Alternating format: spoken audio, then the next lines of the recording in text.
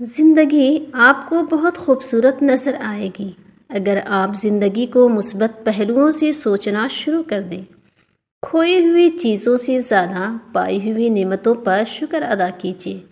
برے رویوں کو فراموش کر کے خوشی سے سرشار لمحوں کو محسوس کرنا سیکھیے۔ اپنوں کی غلطیاں بھی اپنی جیسی ہوتی ہیں، مل جل کر سدھار لیں، کیونکہ انسان تو خطا کار ہے، مگر انا اور تکبر میں رہ کر دوسرے کے جھکنے کا انتظار نہ کریں۔ رشتوں کی بقا کا راز ہی یہی ہے۔ ایک چھوٹا سا حرفی تسلی زندگی کی مایوسیوں کو مٹا دیتا ہے، جبکہ طنز و مذاق میں بولا گیا معمولی حرف حقارت بھی تلخیوں کو بڑھا دیتا ہے۔ اس لیے آسانیاں بانٹیں کہ یہاں کسی نے بھی ہمیشہ نہیں رہنا، اور گرانے والوں کے نام و نشان نہیں ملتے، جبکہ تھامنے والوں کو دنیا یاد کرتی ہے۔ توفیق کا دروازہ ارادے اور کوشش کی دستک کے بغیر نہیں کھلتا۔ یہ محض وہ عطا ہے جو بندے پر اس کی خواہش کے مطابق ہی کی جاتی ہے۔ جو خود کو ارادے سے محروم کر دے وہ توفیق سے بھی محروم کر دیا جاتا ہے۔ اپنا جائزہ لیجیے۔ تنہائی اس شخص کو تنگ نہیں کرتی جو علم کے ساتھ تنہا ہو۔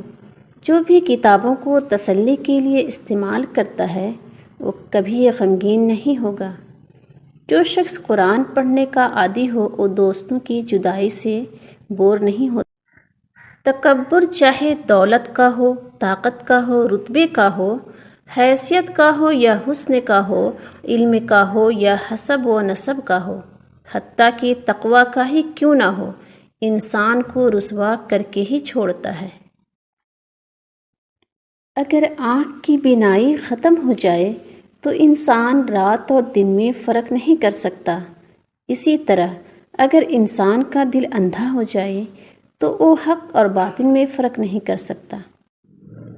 اپنی ہر اس تکلیف پر اللہ کا شکر ادا کیا کرو جو تمہیں دنیا سے بیزار کر کے اپنے اللہ کے قریب لے آئے، کیونکہ دنیا ختم ہونے والی چیز ہے، لیکن اس رب کی قربت بہت قیمتی ہے، اور ان منزلوں پر خوش ہو جاؤ جو اللہ نے تمہارے لیے چنی ہیں، پھر وہ تمہیں ان منزلوں تک خود ہی لے جائے گا جن تک تم پہنچنا چاہتے ہو۔ تمہارا یقین اور صبر ہی تمہارا مقدر ہے۔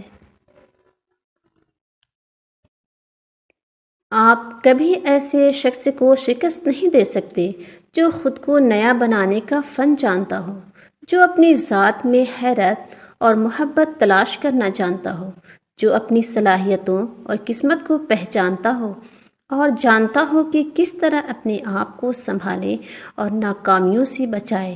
آپ کبھی بھی ایسے شخص کو شکست نہیں دے سکتے جو ہر روز خود کو از سر نو تشکیل دیتا ہو۔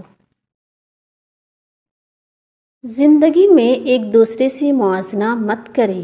موازنہ آپ کی خوشیوں کو کھا جاتا ہے اور یہیں سے حسد جنم لیتا ہے۔ آسمان پر پہلا گناہ موازنہ کرنے سے ہی تو ہوا جو ابلیس نے آدم علیہ السلام سے کیا۔